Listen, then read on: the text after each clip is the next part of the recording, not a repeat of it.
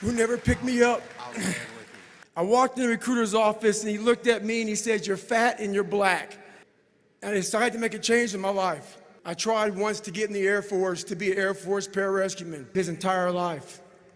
I'd like to thank my mom up here who brings a great deal of pleasure to present to you the recipients of the VFW's Americanism Award, retired Chief Petty Officer David Goggins.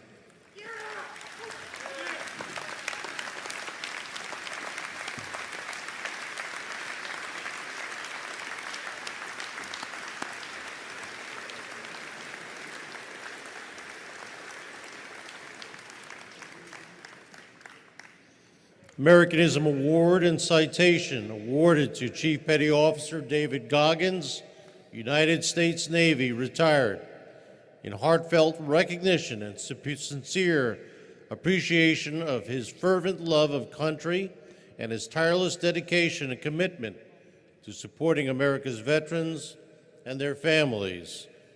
His determination to bring encouragement and hope to the families of America's fallen service members by pushing his body, mind, and spirit to its limits is a reflection of his resolve, patriotism, and true character, and justly earned him the utmost respect and admiration of the veterans of foreign wars of the United States. In witness whereof we have hereunto set our hands.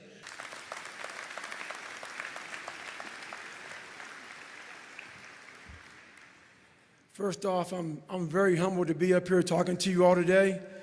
For a living, I'm a motivational speaker, and I speak to thousands of professional athletes, from the biggest names to the smallest names. And when I saw Doc walk in here with the Congressional Medal of Honor, this is the first time in my life I got nervous to speak in front of a crowd. That's how much I respect this man up here. I was reading about this man back in the day, so I'd like to thank the VFW very much for giving me this award. It means more to me than anything I've ever received in my entire life. I'd like to thank my grandfather, Sergeant Jack Gardner, who is now deceased. This would be the happiest day of his entire life. I'd like to thank my mom up here, who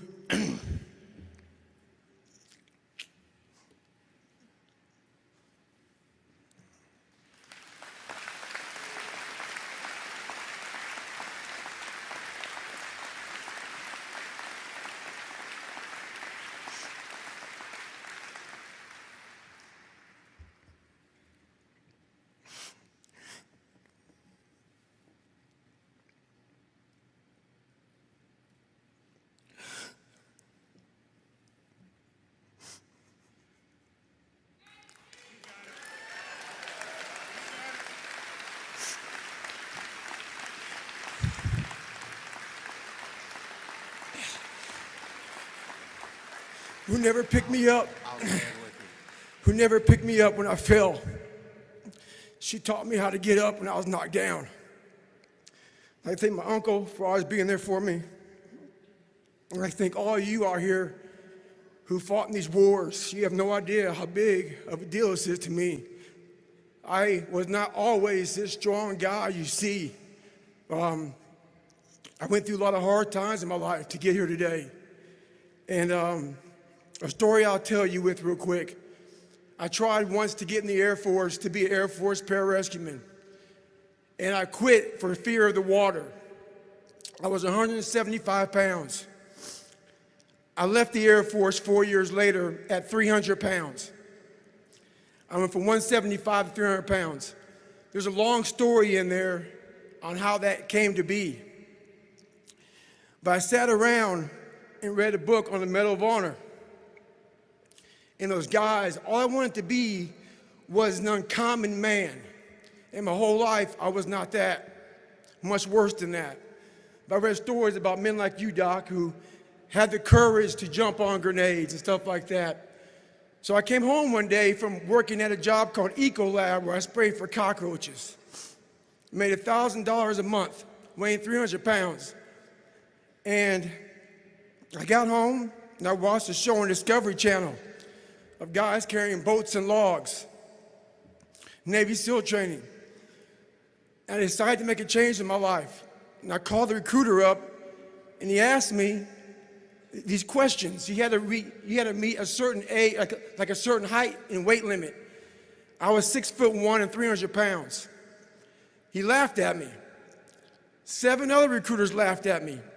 One recruiter finally said, "Come on in, I'm too busy to talk to you on the phone." He didn't know how much I weighed. I walked in the recruiter's office and he looked at me and he said, "You're fat and you're black." I said I want to be a Navy SEAL. I didn't know there had only been 35 African American Navy SEALs at that time in over 70 years. He said I basically had to lose 106 pounds in less than 3 months because of my age. I was getting too old. I came back 3 months later, 106 pounds lighter. Thank you.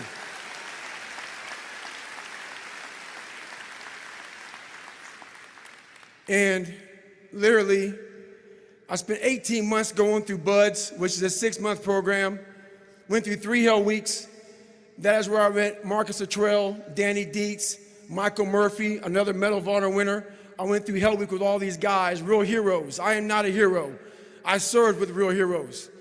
And from there, I went on to raise over $2 million for the Special Operations Warrior Foundation. But I'm going to end you with this right here. I have the most respect I can possibly muster up for all of you in this room. I know what it takes to be a combat soldier, and I used to look for courage. I thought courage was a man who won the Medal of Honor. It is. But courage is a man who's willing to put those boots on every single day of his life to go out there and fight for this country where nobody even knows what the hell they're doing or where the hell they're at.